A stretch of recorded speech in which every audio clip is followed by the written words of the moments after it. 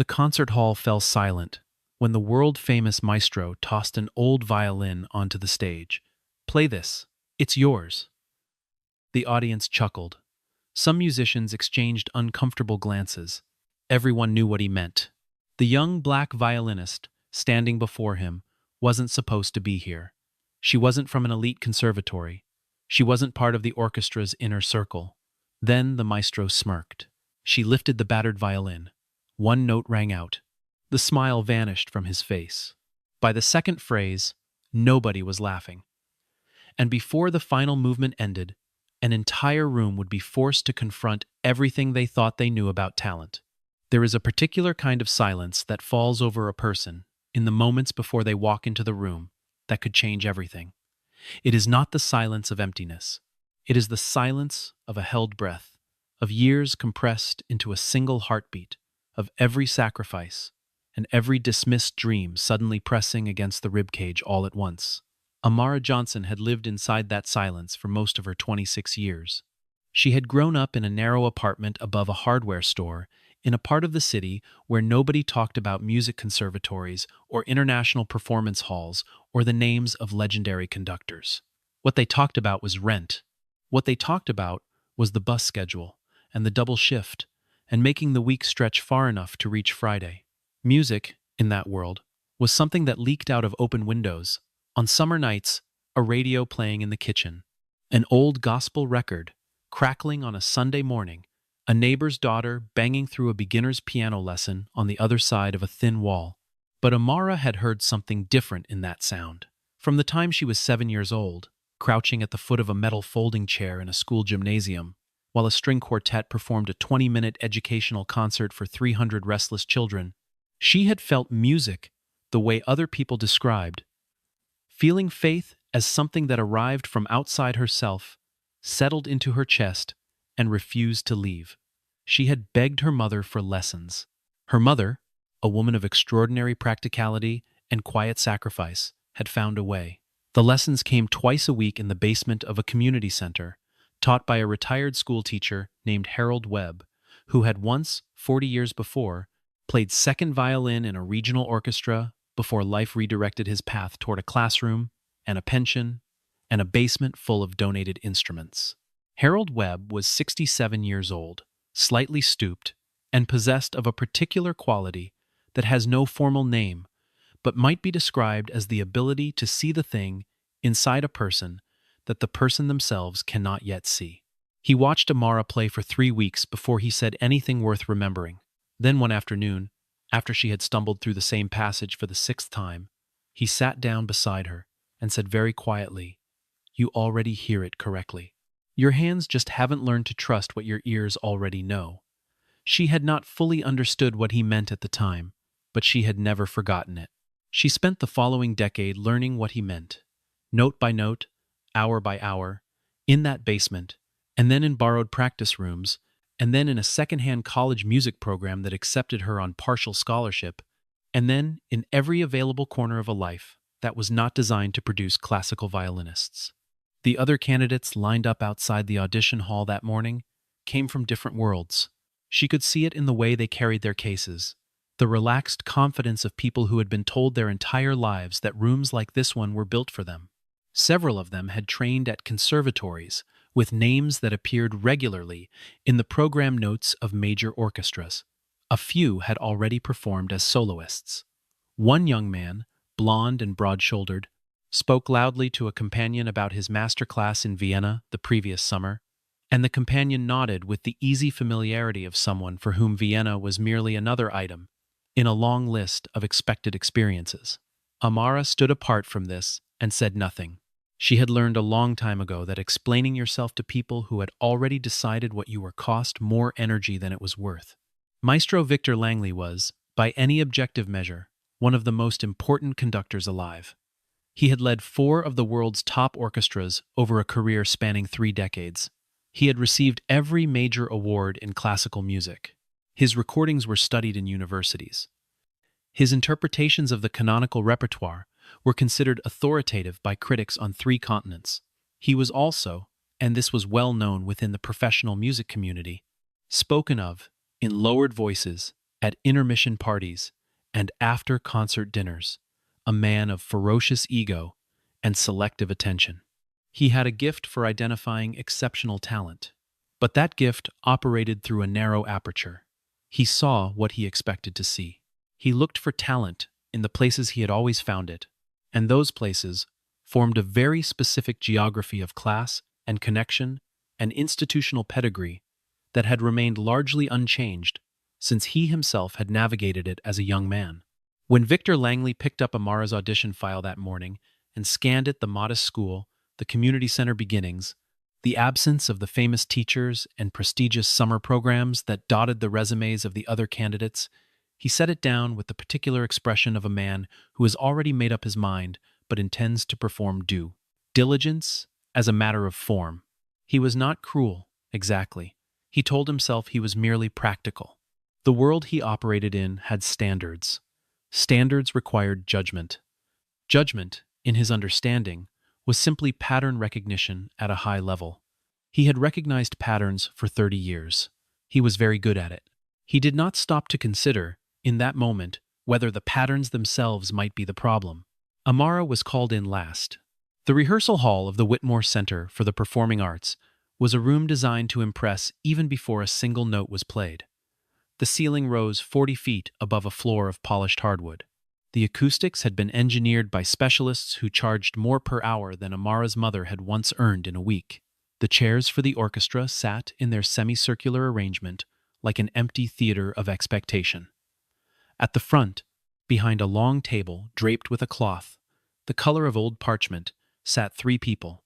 To the left and right sat representatives from the orchestra's board and artistic committee, both of whom held pens and legal pads, and the careful expressions of people trying to appear impartial. In the center sat Victor Langley. He was taller than photographs suggested, somewhere past 60, but carrying it with the upright posture of a man accustomed to commanding large rooms. His hair had gone silver, and he wore it swept back from a broad forehead. His eyes, when they settled on someone, had the quality of a measuring instrument, not unkind, precisely, but precise in a way that felt like assessment rather than attention. He had been in this room for 3 hours already. He had listened to 11 candidates. He had interrupted most of them within the first 2 minutes.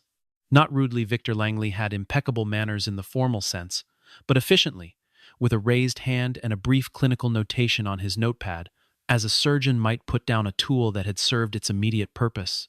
When Amara walked through the door, he did not look up immediately. He finished a note he was writing, and then raised his eyes and regarded her for a moment, with an expression that was not quite a frown and not quite a smile, but contained, in its neutrality, a faint signal that she recognized immediately. She had been receiving that signal since she was 14 years old and had shown up to her first regional youth orchestra audition, carrying a second-hand case held together with electrical tape. It was the signal that said, "I see where you came from, and I have already drawn certain conclusions." She had learned to receive that signal without letting it land anywhere that mattered. "Miss Johnson," he said. His voice was smooth and precisely modulated, each word placed with the care of a man who had spent decades shaping how rooms responded to him. "You may set up." She walked to the center of the floor and opened her case. The violin inside was not remarkable by the standards of this room. It was a good instrument. She had saved for 2 years to purchase it, but it was not the kind of instrument that made people in concert halls draw breath. She lifted it, settled the chin rest, and waited. Victor looked down at her file, briefly, then back up. "Where did you study?" she told him. "The community center, the college program, the name of Harold Webb, who had died 4 years earlier and whom no one in this room would know." She said it plainly, without apology or embellishment, because she had long since stopped performing humility about her origins. Her origins were simply facts. There was a moment, very brief, barely perceptible, in which the 2 representatives at the table exchanged a glance, not malicious. Simply the involuntary reflex of people whose mental category system had just been given an unexpected entry. Somewhere to Amara's left, near the wall, 2 orchestra members who had stayed to observe the auditions shifted almost imperceptibly. One of them, a cellist she would later come to know as Marcus, pressed his lips together in the way of someone who wants to say something and has decided against it. Victor said nothing for a moment. Then he looked back at his notepad. Very well, you may begin. The Sibelius. She had prepared the Sibelius. She lifted her bow. He let her play for approximately 45 seconds before he raised his hand. That will do, he said, and made a notation. He looked at her in a way that was entirely without cruelty and entirely without warmth. You have technical competence. But this program requires more than technical competence. He paused. Then, as if the thought had just occurred to him as a minor administrative matter, come back next Tuesday. There will be a second round for those we feel merit further consideration. He said it in the same tone one might use to say the meeting is rescheduled, as though it were no particular thing. Amara understood that it was, in fact, a dismissal wearing the clothes of an invitation. She thanked him. She closed her case. She walked back out into the corridor where the afternoon light came through high windows and fell in long rectangles on the floor. She stood very still for a moment. Then she took a breath. She had been here before, in different rooms. She always came back. The second audition round was held on a Tuesday afternoon in the same hall, with a reduced group of candidates and an additional presence. Several members of the full orchestra, seated in the back rows, with the specific attentiveness of professionals who had been asked to observe and who had formed their own private opinions before the session even began. There were 5 remaining candidates. Amara was the only one without a conservatory credential. She was also the only one in the room who had taken 3 buses to get there. Victor Langley, on this afternoon, was in a particular mood that the orchestra members recognized and respected in the way one respects weather, not with affection, but with calibrated awareness. He was exacting. He allowed each candidate more time than the first round, but his interruptions were sharper, his commentary more precise, and occasionally more cutting. He had the conductor's gift for identifying the precise location of a flaw and naming it in terms that were accurate and brief and slightly devastating. A young man from a conservatory in Boston played the opening of the Brahms Sonata, and Victor stopped him at the 14th measure. "You're compensating," he said.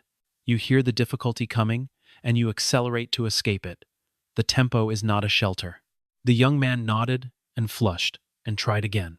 When Amara's turn came, she walked to the center of the floor and stood there in the way she always stood, feet slightly apart, weight evenly distributed, the violin hanging at her side, with the ease of something that had been part of her body since childhood. Victor studied her for a moment with the expression she had come to think of as his assessment face, not quite engaged, not quite dismissive, but hovering precisely between the two, in a way that made it clear he had not yet decided what category she occupied. He leaned forward slightly. "Miss Johnson, I want you to play the Paganini. Caprice 24, from the beginning." There was a small, barely audible shift in the room. Not a sound exactly, but the particular atmospheric change that occurs when people who know something understand that something has just happened. Paganini's 24th Caprice was not a standard audition piece. It was one of the most technically demanding works in the violin repertoire, a composition built on an almost perverse architecture of difficulty, full of rapid-fire arpeggios and lightning position shifts and double stops and left-hand pizzicato passages that required not just technical facility, but a complete command of the instrument at the level of reflex. It was not a piece you assigned to someone you expected to succeed. It was a piece you assigned to someone when you wanted to see exactly where they broke. The cellist Marcus, in the back row, straightened in his chair. Amara looked at Victor Langley.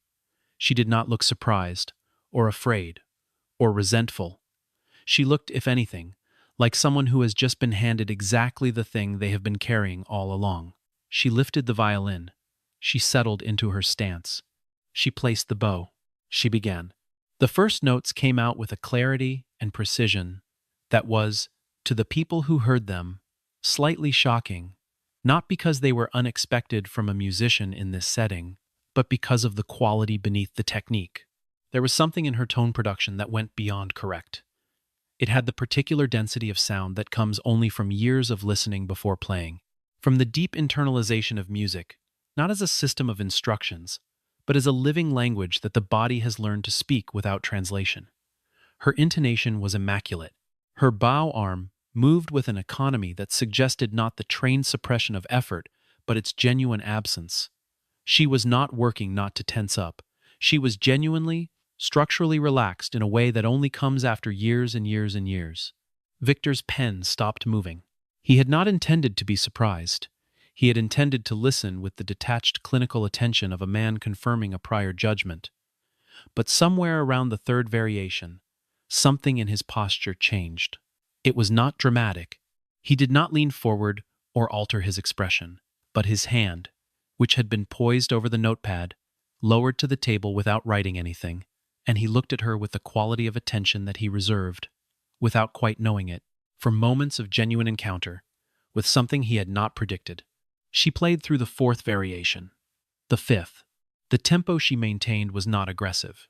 She did not play the piece as a demonstration of speed, which was the common error, but it was exact, and inside that exactness, there was something that could only be called authority.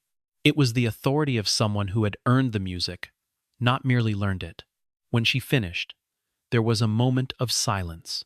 Then Victor said, with the careful neutrality of a man managing his own reaction, "Technically sound, competent." He paused. "But this program requires more than competence." The line was identical to the one from the first audition. It had the quality of a prepared statement. He glanced down at his table, then back up at her, and this was the thing that several people in the room would later remember, he turned to the object that had been sitting on the table beside his notepad since the session began. It was a violin, old, visibly so, with finish worn to bare wood in several places, and a crack repaired along the lower bout with what appeared to be old hide glue applied, somewhat hastily, sometime in the distant past. It was the kind of violin you found in the back of a school storage room, or in a box at an estate sale, or in the corner of a practice space no one had used in a decade. It was not an instrument. It was an artifact of neglect. Victor picked it up and held it out toward her, and his expression just for a moment, just at the corner of his mouth, just in the way his shoulders held themselves, carried the particular quality of a man who believes he is about to prove a point. "Play this," he said. "It's yours." The silence that followed those 4 words had a texture to it. It was not the silence of shock, though there was some of that in the room. It was more the silence of a moment in which multiple things are understood simultaneously by multiple people at different depths.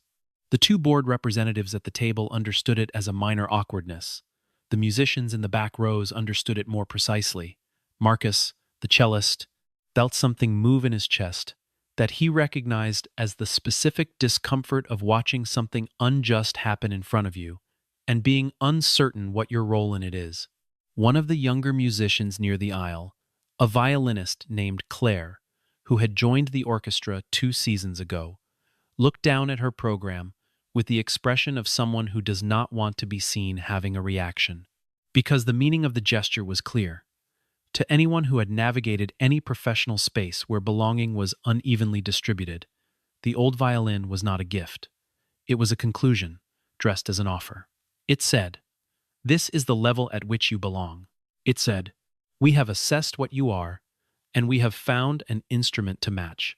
It said, without quite saying it in words, that the gap between her and the other candidates in this room was not merely one of training or experience, but of category, that she was playing a different game in a different league, with different equipment, and that this had always been the case, and everyone in the room had simply been too polite to name it until now. Some people in the room smiled. The smiles were not large or unkind in their intent. They were the smiles of people who had interpreted the situation as a minor theatrical moment, a maestro's eccentricity, a bit of color in an otherwise procedural afternoon. They did not intend harm. They simply did not understand what they were watching. Amara looked at the violin in Victor Langley's outstretched hand. For a moment she did not move. This was not hesitation in the sense of uncertainty. It was the specific stillness of someone who is choosing not whether to take the thing, but what it means to take it, and whether taking it on their own terms is possible, and whether the room deserves what they are about to give it. She crossed the floor and took the violin from his hand.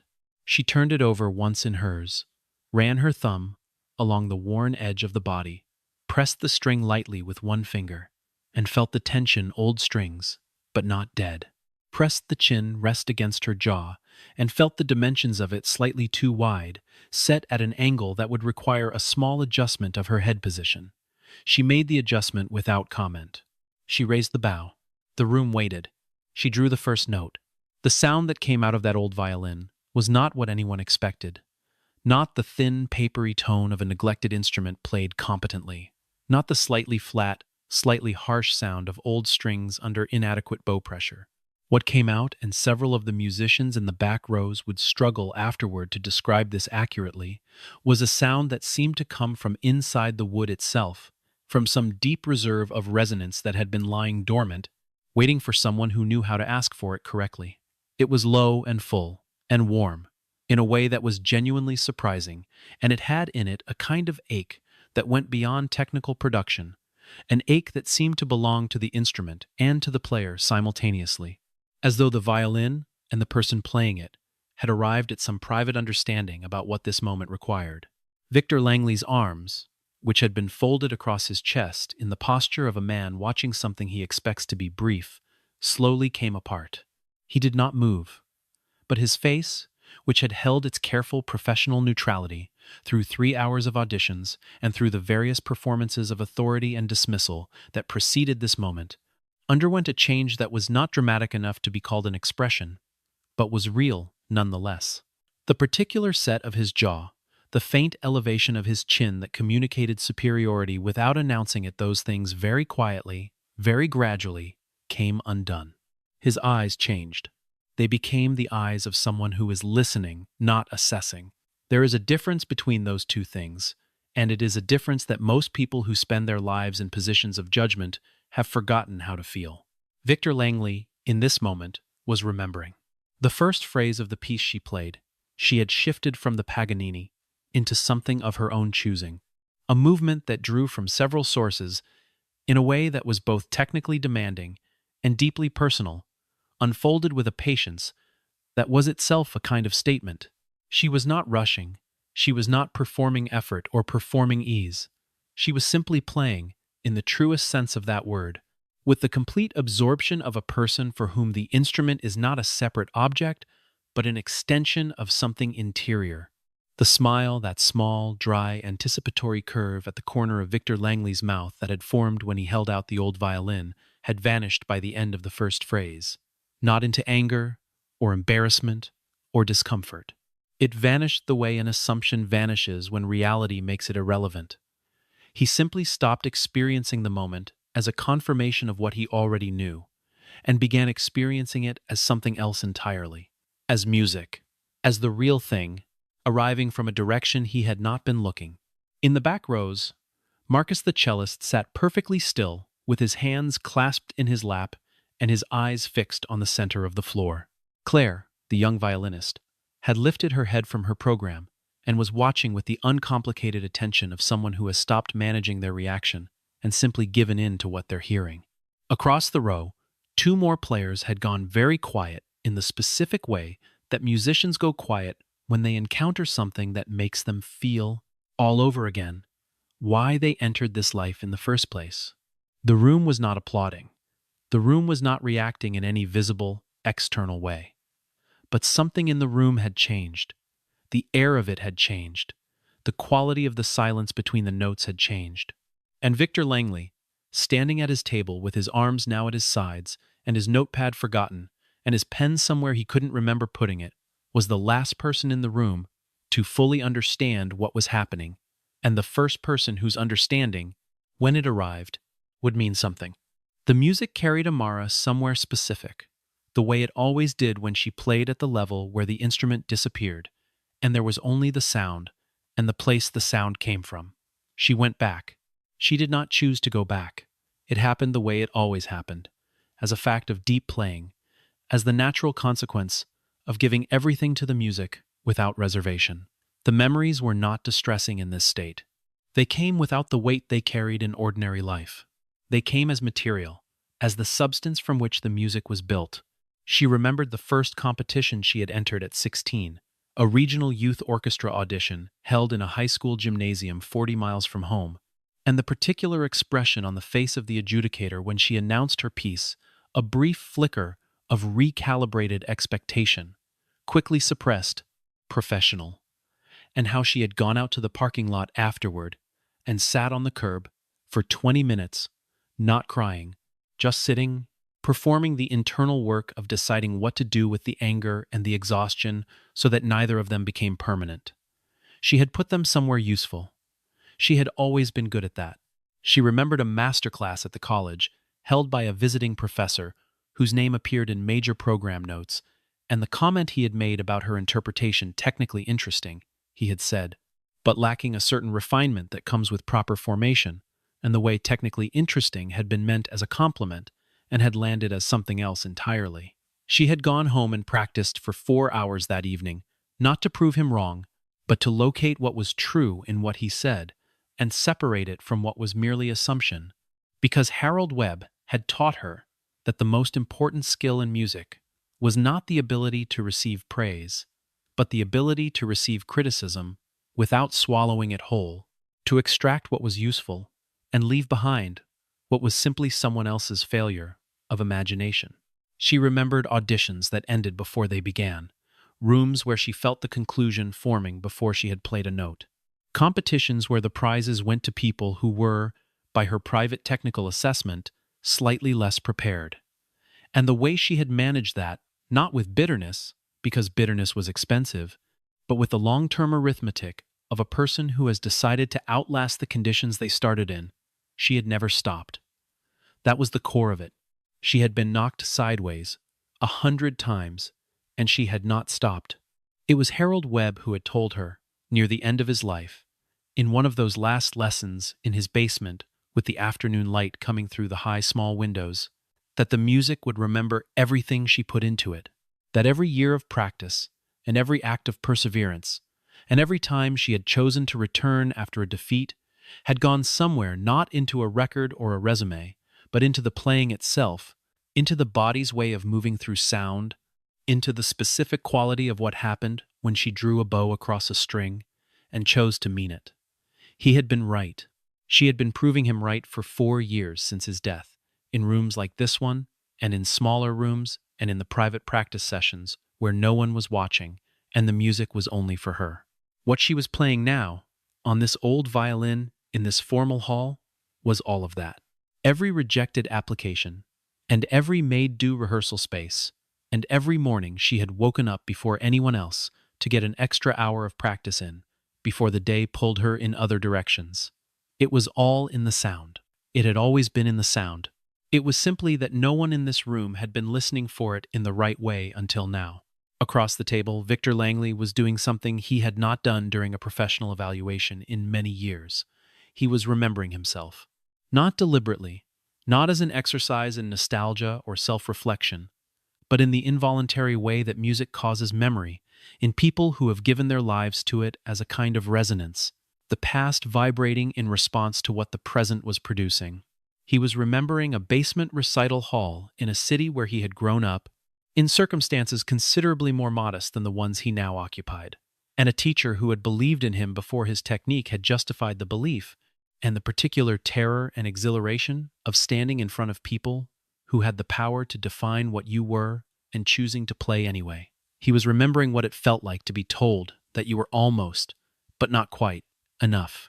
He was remembering the decision he had made decades ago to keep going in the face of that almost, and how that decision had eventually deposited him here, at this table, in this hall, with this pen and this notepad, and this position of authority over the very judgment he had once been subject to.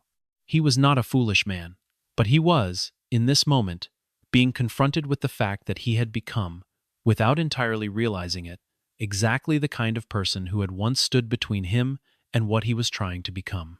The recognition did not arrive as accusation. It arrived as music, which is to say, it arrived at a depth below argument, below justification, below the mechanisms by which intelligent people protect their existing beliefs.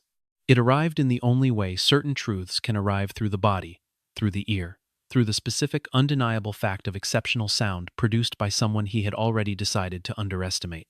He looked at the violin in her hands, the old, worn, deliberately inadequate instrument he had placed there as a kind of verdict. He watched her play it as though it were the finest instrument in the hall. He watched her play it as though it were the only instrument in the world. He understood, quietly, and with a private internal clarity that would take him longer to express outwardly, that he had made an error. There is a quality to certain performances that changes a room in a way that cannot be undone. It is not always the loudest or the most technically spectacular performance. Sometimes it is the one that arrives at exactly the moment when a room is most in need of being changed, when the conditions of ordinary judgment and ordinary assumption have been arranged so precisely and so tightly that the only way through them is a sound that makes no argument, but simply is, unmistakably and irrefutably, what it is. Amara had been playing for 11 minutes when the room completed its change. It happened in a series of small moments, rather than one large one. The two orchestra members near the wall had, over the course of the previous few minutes, gradually shifted from the posture of observers to the posture of listeners, a physical distinction that anyone who has spent time in concert halls would recognize, the difference between a body that is evaluating and a body that has been taken. Marcus had uncrossed his legs and leaned forward with his forearms on his knees, the way he sat at home when he put on a record he loved. Claire had stopped managing her expression entirely and was simply watching, with the kind of open face that people only show in the dark of a concert hall or when they think no one is looking. The board representatives had put down their pens.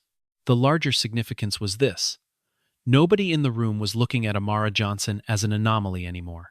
Nobody was sitting with the background awareness of her background, her origins, her institutional credentials, or the lack of them. Nobody was performing the internal gymnastics of deciding whether to extend the benefit of the doubt. They were simply listening, and in the act of listening, they had let go of every prior categorization. And what remained, what had always been there, beneath and before every assessment and assumption, was the music itself, and the person making it, and the self-evident truth of what she was. Victor Langley stood up. It was not a dramatic gesture.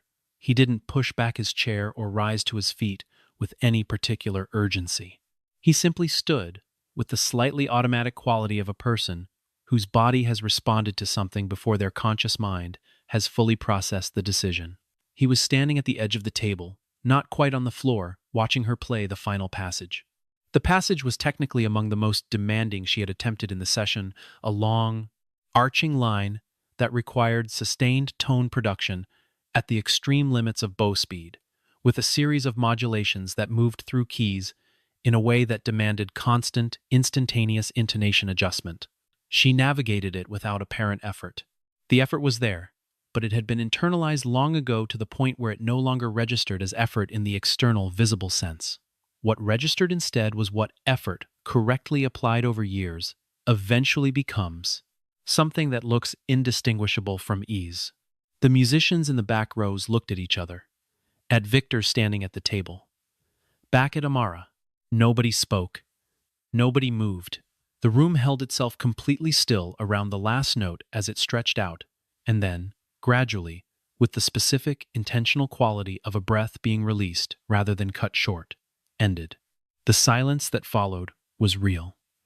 Not the silence of waiting for something else. The silence of arrival. And then, from the back of the room, Marcus began to applaud. It started slowly, and then it gathered. By the time the board representatives had added their own applause, the room had crossed into something that was no longer a professional evaluation. It had become what rooms become, when the formality gets dissolved by something true. Claire was applauding. The other orchestra members were applauding. The candidate who had been sitting in the back corner waiting for his turn, who had trained in Vienna and whose resume contained the names of 3 distinguished teachers, was applauding without having been prompted or signaled that it was appropriate to do so. Victor Langley did not applaud immediately.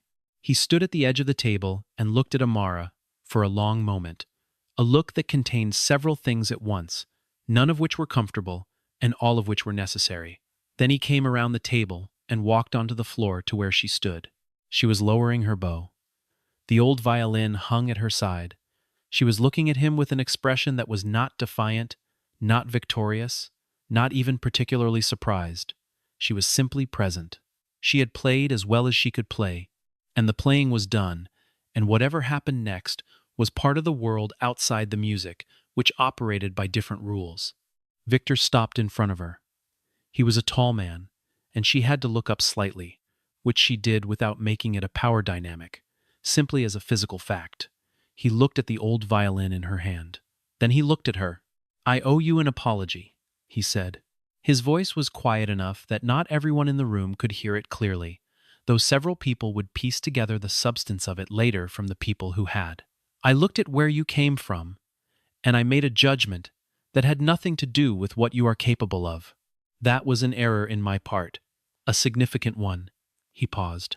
It was clear that apologies did not come easily to him, not because he was cruel, but because he was a man who had spent so long being certain that the machinery of his certainty did not reverse gear without resistance. What I just heard was exceptional, not technically exceptional. Exceptionally musical. There is a difference. Amara held his gaze. She did not rush to fill the silence with reassurance. She did not tell him it was fine, or that she understood, or that no harm had been done.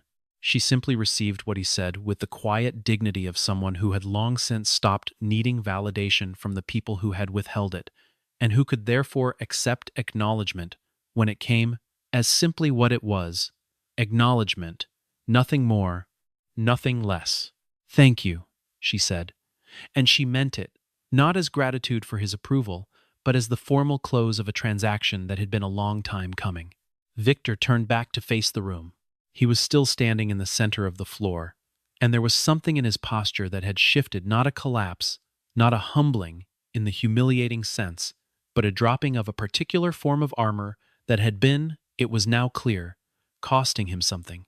He looked at the faces watching him, the board members, the musicians, the remaining candidates, and he said, loudly enough for everyone, "We have our soloist." No one asked for clarification. The room understood. The concert was held on a Friday evening 6 weeks later, in the same hall but transformed by an audience of 1,100 people who had paid for the experience of being transported. The program notes described the soloist simply by name, and by the name of the composition she would perform: Amara Johnson, performing Sibelius. There was no extensive biographical note. There was no explanation of where she had come from or what she had overcome to arrive at this evening. Victor Langley had suggested including a longer biographical paragraph, and Amara had politely declined. The music, she said, should speak for itself. He had agreed. He stood at the podium before the performance began and addressed the audience briefly, in the way conductors sometimes do before major works. He spoke about the Sibelius Violin Concerto, about its particular combination of romanticism and austerity, about the way it made emotional demands on both performer and listener that very few works in the repertoire matched. And then, departing slightly from the usual structure of such remarks, he said this: "I have spent 30 years in this work. In that time, I have encountered perhaps a dozen musicians whose playing caused me to hear something I did not expect, something that reminded me of why this art matters. Tonight's soloist is one of those musicians. I say this not to flatter her, but to prepare you. What you are about to hear is the real thing." He turned to the orchestra. He raised his baton, and Amara Johnson walked onto the stage. The applause that greeted her entrance had the slightly uncertain quality of applause for someone the audience did not yet know: respectful, curious, not yet warm. She walked to the center of the stage with the same quality she had brought into every room, not performing confidence, not performing anything, simply occupying space as someone who had every right to be there and knew it, not because anyone had told her so, but because she had spent 20 years earning it, in rooms where no one was watching. She stood at the soloist's position. She raised the old violin. It was the same violin, the worn, cracked, deliberately inadequate instrument that Victor Langley had placed in her hands as a diminishment, and that she had accepted as a challenge and transformed, in a single 11-minute performance, into an instrument capable of stopping time. She had restrung it. She had had the crack properly repaired. She had not purchased a different violin. She had chosen, with complete deliberateness, to play this concert on this instrument, and everyone in the orchestra who knew what it meant nodded to themselves when they saw it. The opening of the Sibelius filled the hall with the particular kind of inevitability that great music produces, the sense that this was always the way it was supposed to sound, that no other arrangement of notes could have been right.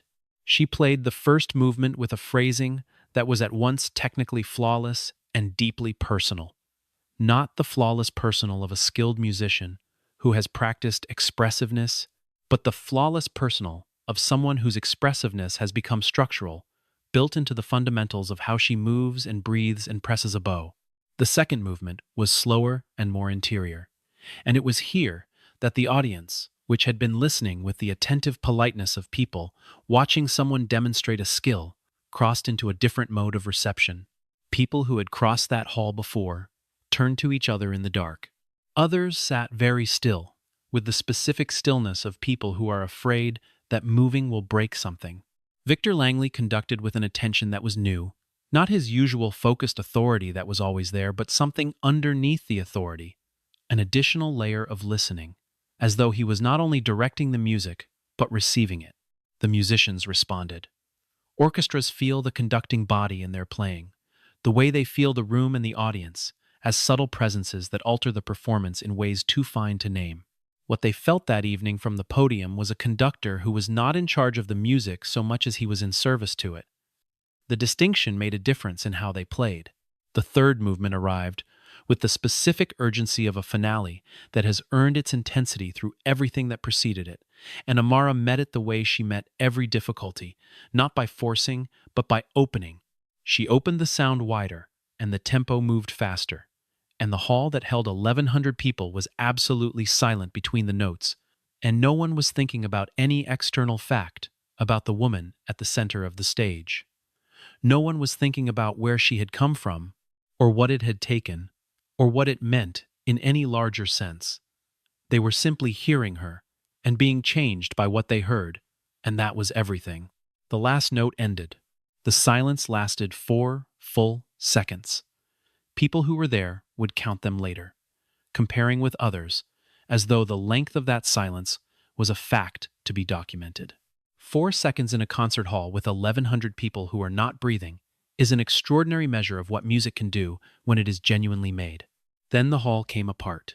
The standing ovation began in the middle section and spread outward in the way that genuine responses spread, not the coordinated, trained response of a polite audience doing what is expected, but the genuine and uncontrollable rise of people who have been moved past the point of managed reaction. Victor Langley turned from the orchestra to face the hall, and there was on his face the expression of a man who has been given back something he had not known was missing. He turned back to Amara and extended his hand toward her, presenting her to the audience in the formal gesture of acknowledgement, and the applause, if anything, increased. Amara Johnson stood at the center of the stage under the full weight of every light the hall could offer, the old violin in her hand, and she looked out at what a room full of people looked like when they had finally chosen to let go of everything they thought they already knew and simply listen. She bowed, not with the elaborateness of performance, but the single genuine bow of someone who is thanking a room for the act of receiving. Then she stood straight again. She held the old violin slightly away from her body for a moment. The way you hold something when you want to look at it clearly. The worn wood, the repaired crack, the strings that had found their voice under her hand after years of silence, an instrument that had been used as a diminishment and had become, instead, the vessel through which everything she had ever worked for had finally arrived exactly where it was always meant to be. Harold Webb had told her, once, that the music would remember everything she put into it. He had been right in ways she was only now fully understanding, not just the years of practice, but the years of return, of choosing to come back to the things she loved in the face of every room that told her she didn't belong there. All of it was in the sound. All of it had always been in the sound. It had simply been waiting for a room willing to hear it. There are things that talent alone cannot explain. Technique can be taught, and phrasing can be refined, and musicality can be developed in people who are given the proper environment and the proper time. But there is another ingredient, one that the great teachers know about and struggle to name, that exists only in people who have been tested at the level where most people would have stopped. It is not pain, exactly, though it grows in proximity to pain. It is not resilience, exactly, though it requires resilience as a precondition. It is something closer to truth.